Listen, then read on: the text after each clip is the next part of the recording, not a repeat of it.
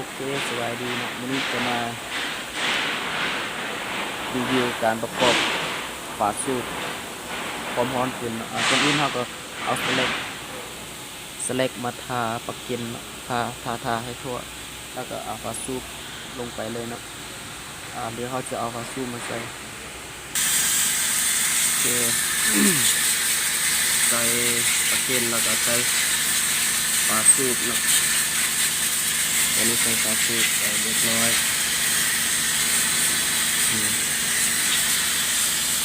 ตอนนี้ยังแกะหม้อน้ำไปล้างตอนนี้เราก็ใช้ฝาสูบเป็นที่ห้อยแล้วหั่นน็อตเรียบร้อยแล้วน็อตนี้ต้องหั่นตามที่ค่อยเคยหั่นจะประมาณ110 ปอนด์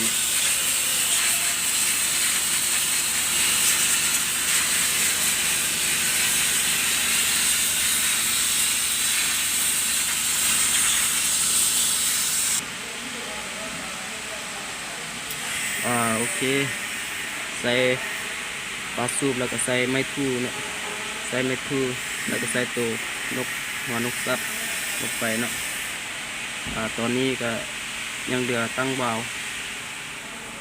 วเดี๋ยวเขาจะไปเอากินเลยมาตั้งวาล์วเนาะ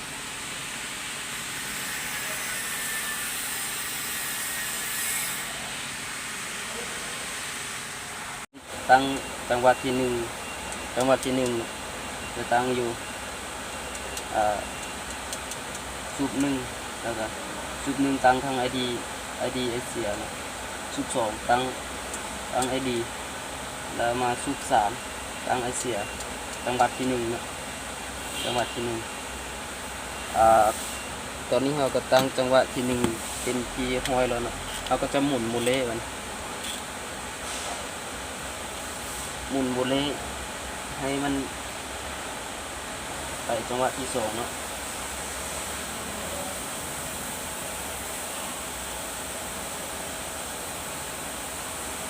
คือหมุนไปตามเข็มมง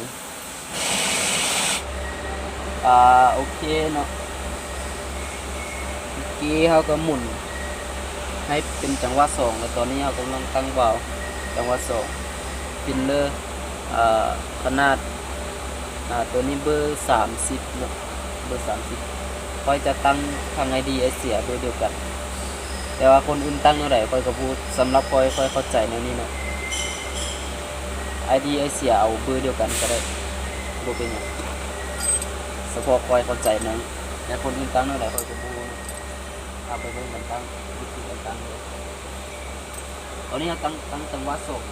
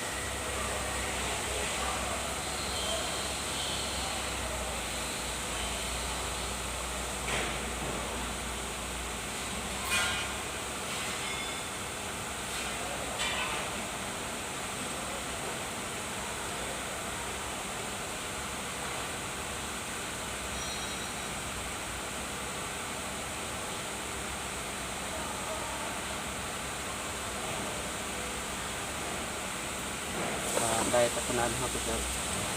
ล็อกอยู่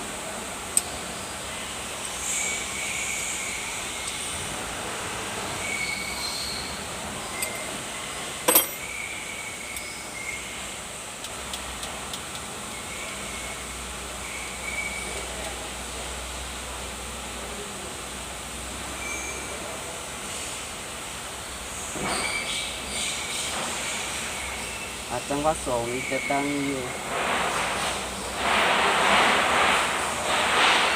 12ไอดีสูบสามสูบสองไอเสียสูบสามไอดีสูบสี่จะตั้งทางไอดีไอเสีย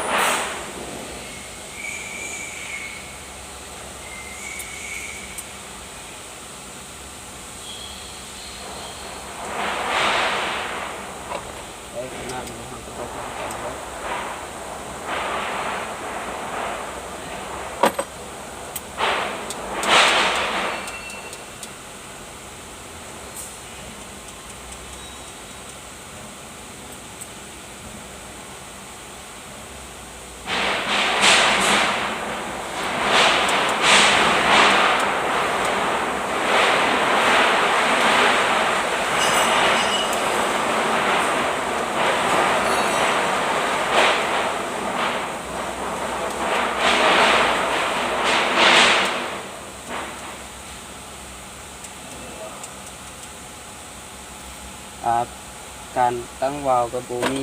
อย่างไรก็มีฟิลเลอร์แล้วก็ปัจเจเบอร์12เนาะเจเบอร์12แล้วก็ไอ้ควงแปะมี3อย่างนี้เนาะแล้วก็กระเจเบอร์24มาหมุนโมเล่เนาะหมุนเอารอบมันมี3-4อย่างเนาะการตั้งวาล์วการตั้งวาล์วมือนี้ก็เป็นทีมห้อยแล้วเนาะมือนี้เป็นมือที่2ประกอบใส่เรียบร้อยหมดน้ำเนาะประกอบแล้วตอนนี้เติมน้ำลงไป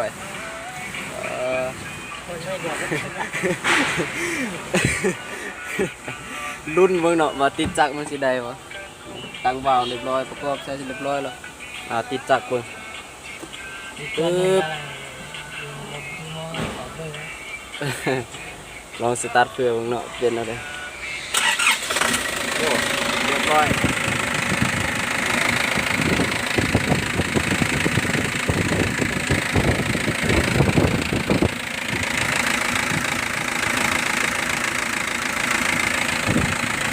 ตอนนี้ติดจับเป็นเรียบร้อยเนาะแต่ว่ายังบ่ได้ประกอบตั้งน้ำใส่นะครับทดลองผิดเบิ่ง